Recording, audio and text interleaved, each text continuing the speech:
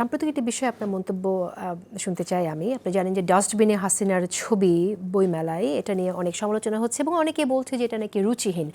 তো শেখ হাসিনা গণহত্যাকারী, গণহত্যার দায়ে তিনি অভিযুক্ত, স্পষ্ট প্রমাণ আছে তিনি কিভাবে অনেককে অর্ডার করেছেন, নির্দেশ দিয়েছেন ছাত্র জনতা, নিরস্ত্র ছাত্র জনতাকে গুলি করার ক্ষেত্রে।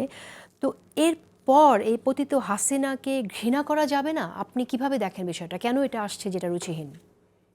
মানে আমাদের আসলে গণতন্ত্র বস্তুটাকে আমরা ভুলেই গেছি। শেখ হাসিনা ভুলিয়ে দিয়েছেন আমাদেরকে। আমরা গণতান্ত্রিক দেশগুলোতে কি হয়, গণতান্ত্রিক রীতিনীতি কেমন, আমরা কেউ কিছু জানি না। পত্রিকার লিস্ট কার্টুনও চলে গিয়েছিল না। শেখ হাসিনার কাছে তো মানে অনেকগুলো পত্রিকা, বিশেষ করে প্রথম আলোতে একসময় প্রথম পেজে প্রচুর কার্টুন আঁকতো। আমি মনে করতে পারি সালাম ভাইদের যে সরকার 2001-06 সরকারকে তুলোধুনো করে বেগম খালেদা জিয়াকে নিয়ে প্রচুর কার্টুন আঁকা হয়েছে না? আমরা যদি পতিত ফ্যাসিস্টদের কথা চিন্তা করি, বিভিন্ন দেশে ফ্যাসিস্টরা পতিত হওয়ার পর কিন্তু এই ঘটনাগুলো ঘটেছে। তাদেরকে বিভিন্নভাবে মানুষের ঘৃণা প্রকাশ পেয়েছে। আমি তারও আগের কথা বলছি, আমি ঘৃণার সরিয়ে রাখি। একটা গণতান্ত্রিক সমাজে, একটা গণতান্ত্রিক ব্যবস্থায় আপনাকে আমার পছন্দ হয় নাই, আমি আপনাকে নিয়ে এই নানা রকম ক্যারিকেচার, ট্রোল, ফান যে কোনো কিছু করতে পারি। We can do that. আমি একটা এক্সাম্পল দিই।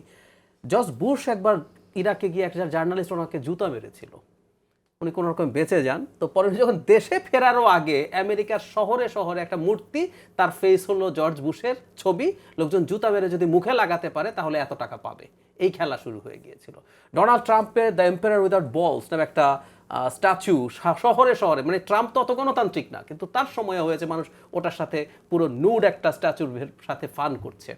তো ও কি ওর দেশে গণহত্যা চালিয়েছিল? চালায়নি। সো আমাদের না অভ্যস্ত হতে হবে। আর শেখ হাসিনা, মানে আমি একটা এর কথা বলি, আমার একটা ভিডিওতে একজন কমেন্ট লিখেছে এরকম যে কাজটা একদম ঠিক হয় না ডাস্টবিনে শেখ হাসিনার ছবি দেয়া, কারণ এতে ডাস্টবিনের অপমান হয়েছে। আব্দুল সালাম এই বিষয়ে একেবারে সময় শেষ। না, আমাদের কথা হলো শোন, এগুলো তো সিম্বলিক, এগুলো হয়। আর আমি তো পরে দেখলাম ইচ্ছা করে যে আসলে কি ছিল, তেমন খুব একটা তো ওইরকম বিকৃতি কোনো ছবিও আমার মনে হয় নাই। কিন্তু আমরা তো দেখছি, আপনি আমেরিকায় ছিলেন, নিউ ইয়র্কে ছিলেন, যে ট্রামের একটা উলঙ্গ মূর্তি মানে নিউ ইয়র্কে একেবারে শহরের মাঝখানে লাগাই রাখছে। তো এটাতে কি হয়েছে? কাজে এগুলো তো কার্টুন। জি, নূর ইসলাম বুলবুল, আপনার মন্তব্য। তো এই ধরনের ঘটনার সূত্রপাত কিন্তু আওয়ামী লীগই সবার আগে করেছে। এটা স্টার্ট করেছে আওয়ামী লীগ, এটা তার প্রাপ্য। এক, দুই নাম্বার হচ্ছে যে গণহত্যা এবং 15.5 বছরের যে নিপীড়ন এবং হাজার হাজার মানুষের যে মানে জীবনদান, কোরবানি, তাতে মানুষ ঘৃণা করার জন্য আসলে আরও কত গভীরভাবে ঘৃণা করবে সেটি মানে মানুষ সেভাবেই প্রস্তুত এখন। সেই জায়গায় এইটাতে একটা ছোট্ট একটা উপমাত্র।